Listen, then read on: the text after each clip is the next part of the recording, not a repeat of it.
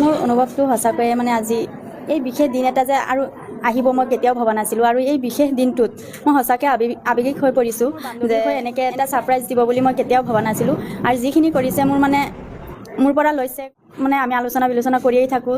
মানে প্ৰত্যেক দিনাখনেই আমি আলোচনা মানে কিবা অফিচিয়েলি হওক বা যিকোনো ঘৰুৱা কথাই হওক যিকোনো মানে দুইজনক কওঁ সেইখিনিৰ বিষয়ে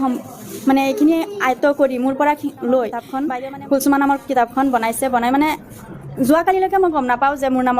নামৰ কিতাপখন যে বনাইছে তাই মোক এটা কথাই কৈছে তুমি 50জনী মানুহ ৰেডি কৰা মই এখন মিটিং পাতি কি হয় পিছত তুমি গম পাবা এনেকৈ কৈ থৈ দিছে আৰু তেনেকৈ মই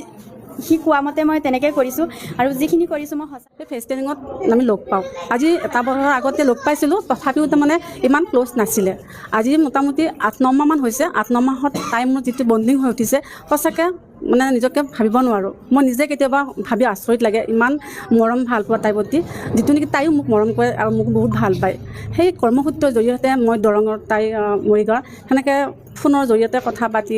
মানে আমাৰ অফিচিয়েল কথা পাতি লাহে লাহে তাইৰ জীৱনৰ কথা পাতিলোঁ আৰু মোৰো জীৱনৰ তাই কথা পাতিলে সেনেকৈ বহুত ভাল লগা এটা সম্পৰ্ক হৈ উঠিল সেই সম্পৰ্কটোৰ আজি আমাক এইটো পৰিচয় দিলেহি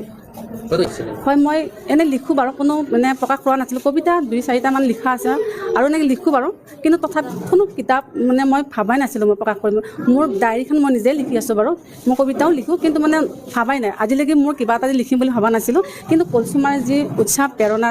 মোক জগাই তুলিছে মোৰ